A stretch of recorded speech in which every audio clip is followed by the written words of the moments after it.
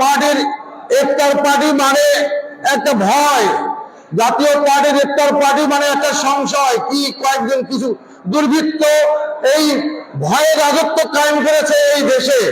সেই জন্য মনে করছে জাতীয় পার্টির ইফতার পার্টি মানে যাওয়া একটি রিস্ক মনে করে।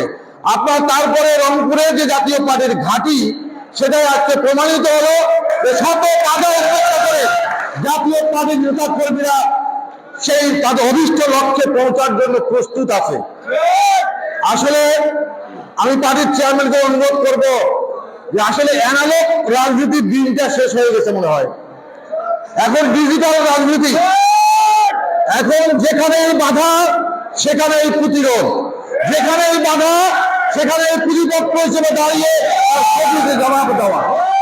আমি এই ঢাকায় কয়েকটা টোকাই জাতীয় পার্টির ইফতার মাহফিলে হামলা করলো করে সারা দেশে জাতীয় পার্টির নেতা কর্মীদের মানুষের বুকের মাঝে হৃদয়ে যে রক্তক্ষরণ ঘটিয়েছে, তার জন্য কিন্তু আমরা রংপুরে জাতীয় পার্টি প্রস্তুত। আমরা সবাইকে আমরা স্বাগত জানাই। যদি কারো এরকম সাহস থাকে যে জাতীয় পার্টিকে চ্যালেঞ্জ করে অন্যায় ভাবে আমাদের সামনে আমাদের রাজনৈতিক প্রোগ্রাম বাধাগ্রস্ত করবে, তাহলে হয় সেদিন আমরা থাকবো, না তারা থাকবে।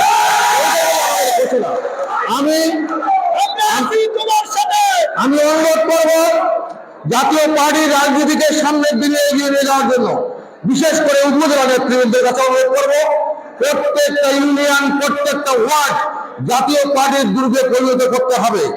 আপনি উপজেলার সভাপতি একটা কথা বললেন, আপনার পক্ষে 2000 লোক নাই, আপনার উপজেলার সভাপতি হওয়ার কোনো যোগ্যতা নাই। আপনার প্রত্যেকটা জেলা, ঠিক জেলা মহানগর ঠিক একই অবস্থা যদি করতে পারি, তাহলে এক জিএম কাদের উপরে আজকে যে মামলা, মিথ্যা মামলা দেওয়ার চেষ্টা করতেছে, তার প্রত্যেকটা জেলায় যদি একবারে খুশি ওঠে, তাহলে ওই সরকারের তত্ত্ব তাও শুধু নড়ে যাবে। আমরা চাই রংপুরকে শুধু বেশ করলে হবে না, আমরা সবাই রংপুর বিভাগে, আমাদের রংপুর জেলায় কিন্তু 5টা জেলা এবং আর 3টা জেলা আছে দিনাজপুর জেলার, এই 8টা জেলা নিয়ে রংপুর বিভাগ। এই রংপুর বিভাগের যে রাজনৈতিক কর্মকাণ্ড, এটা সোচ্চার করার জন্য আমি বিনীতভাবে অনুরোধ জানাবো। আমরা জাতীয় পার্টি কোন সহিংসতা বিশ্বাস করে না। আজকে জাতীয় পার্টি কত বছর রাজনীতি থেকে বাইরে, আজকে রংপুর শহরে আপনারা ধরাই দেবেন, আপনারা মাইকিং করবেন যে জাতীয় পার্টি চাঁদাবাজির সঙ্গে সম্পৃক্ত নাই। জাতীয় পার্টি কোন প্রোগ্রাম করতে 10টি টাকা কোনো ব্যবসায়ীর কাছে নেওয়ার ইতিহাস নাই। জাতীয় পার্টি সেই রাজনীতি করে হোসেন মোহাম্মদের সাথে আদর্শকে লালন করে আমরা জাতীয় পার্টির সেই ভাবমূর্তি, জাতীয় পার্টির সেই ঝান্ডা নিয়ে আমরা এগিয়ে যাচ্ছি। আসলে পিপিলিকের পাখা হয় মরিবার করে কথা একটা আছে না, কিছু হইলো এই বাংলাদেশে কিছু কুলাঙ্গার, কিছু কনিষ্ঠ মানুষ, কিছু পিপিলিকা, তারা আজকে বিভিন্ন ভাবে আমাদের বিভিন্ন প্রতিষ্ঠানকে ডিস্ট্রয় করার জন্য, ধ্বংস করার জন্য তারা এজেন্ডা নিয়ে আসছে। আজকে পুলিশ আজকে কাজ করছে না, পুলিশ আজকে নীরব দর্শকের ভূমিকা পালন করছে। কেন কাজ করবে? এতগুলো পুলিশ মারা গেল, তার কোনো বিচার নাই। আর প্রত্যেক দিনে দিনে পুলিশের বিরুদ্ধে মামলা, আর কেউ পুলিশ জানেও না যে আমি কোন অপরাধী, তাকে যেখান সেখান থেকে গ্রেফতার করা হচ্ছে। সেই পুলিশ কিভাবে সেই এদের পক্ষে কাজ করবে? পুলিশটা তো বড় প্রতিষ্ঠান, 2,20,000 সদস্য এই পুলিশের, এবং বাংলাদেশের প্রত্যন্ত অঞ্চল থেকে কেন্দ্র পর্যন্ত পুলিশের দ্বারা আইন শৃঙ্খলা নিয়ন্ত্রণ হয়। সেই পুলিশকে নিষ্ক্রিয় করা, পুলিশকে একটা অকার্যকর প্রতিষ্ঠান হিসেবে দাঁড় করার জন্য একটা পক্ষমহল চেষ্টা করতেছে। আজকে তারা এইটাই শেষ করে নাই। আজকে সচিবালয়, আজকে কোন সচিব কাজ করতে পারে না, পাশে বসে আছে জনদূত হিসেবে সমন্বয়কারী, এবং তার ওস্তাদ দিয়ে আছে গডফাদাররা বসে আছে, কিন্তু তাদের নিয়ন্ত্রণে আজকে সচিবালয় নিয়ন্ত্রণ হচ্ছে। জেলা প্রশাসক অফিস, জেলা প্রশাসকে সমন্বয়ক নামক কুলাঙ্গারেরা দিয়ে জেলা প্রশাসককে ধমকাচ্ছে, তাকে কাজ করতে বাধ্য করতেছে। এই হলো বর্তমান রাজনীতি।